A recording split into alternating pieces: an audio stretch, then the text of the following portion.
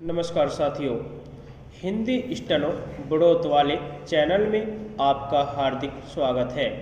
आज की डिक्टेशन रामधारी गुप्ता खंड 1 से प्रतिलेखन संख्या 3 व 4 से 100 वर्ड पर मिनट की स्पीड से होगी। आइए शुरू करते हैं। डिक्टेशन शुरू होगी 5 सेकंड बाद। सभापति महोदय, किसानों की उपज की आप न अधिक कीमत दे सकते हैं, न अधिक उपजाने के लिए जो साधन देश में उपलब्ध है उनकी तरफ आपका ध्यान जा रहा है। जो कुछ आप कर रहे हैं उससे कोई अच्छा भविष्य नजर नहीं आ रहा है। मैं यही कहना चाहता हूँ कि आप देखें कि आपके कार्यक्रम में कहाँ त्रुटि है, कहाँ कमी है। आपने कर लगा रखे हैं, आपने जो कर लगाए हैं वे तो लगाए ही है।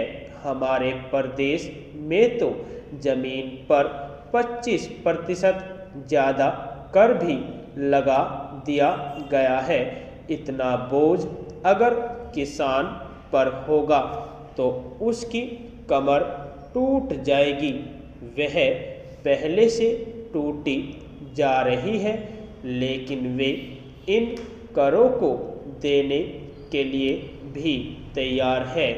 यदि आप उस तरह के साधन उन किसानों के लिए तैयार करें। हमारे उत्तर प्रदेश के कुछ ज़िले हैं, पूर्वी ज़िले हैं, जहाँ पर बहुत बुरी स्थिति है। हमारे सदन के एक सदस्य ने रो रो कर आपको यह बताया था कि वहाँ लोगों को 2 रुपये मजदूरी में मिलता है। इतनी ही एक दिन की उनकी मजदूरी है। सरकार ने एक आयोग की नियुक्ति की थी ताकि वहाँ पर कुछ विकास के कार्य किए जाए। वह योजना भी अब खटाई में पड़ गई है। आपका ध्यान इन समस्त चीज़ों की ओर कैसे दिलाया जाए, कैसे आपका ध्यान इन सभी कठिनाइयों की ओर आकर्षित किया जाए, समझ में नहीं आता है। यातायात के साधनों की स्थिति यह है कि ट्रेनों में दूसरे दर्जे में भीड़ भाड़ का कोई ठिकाना नहीं है, उसकी कोई सीमा नहीं है। हर रोज़ ऐसा मालूम पड़ता है कि कोई मेला चल रहा है।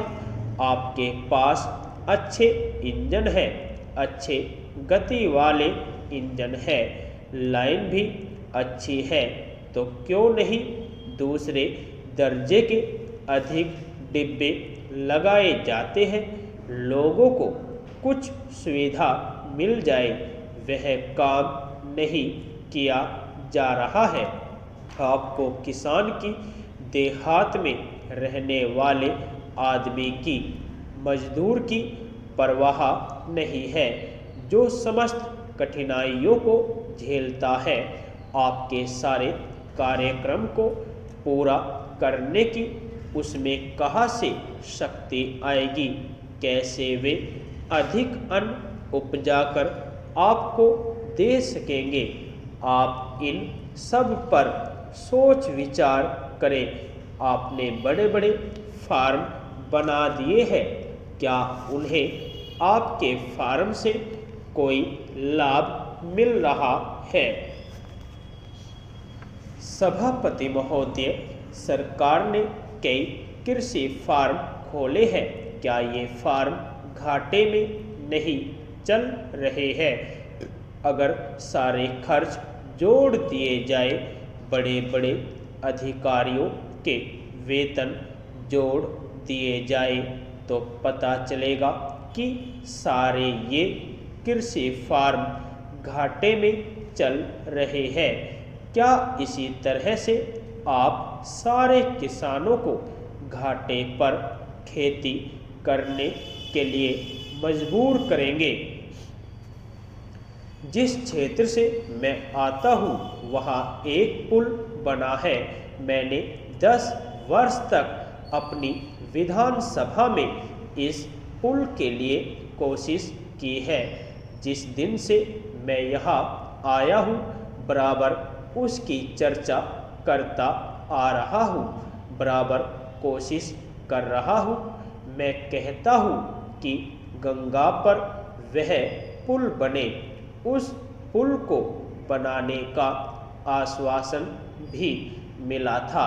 एक प्रश्न के लिखित उत्तर में यह जवाब दिया गया था, यह कहा गया था कि इसको हाथ में लिया जाएगा।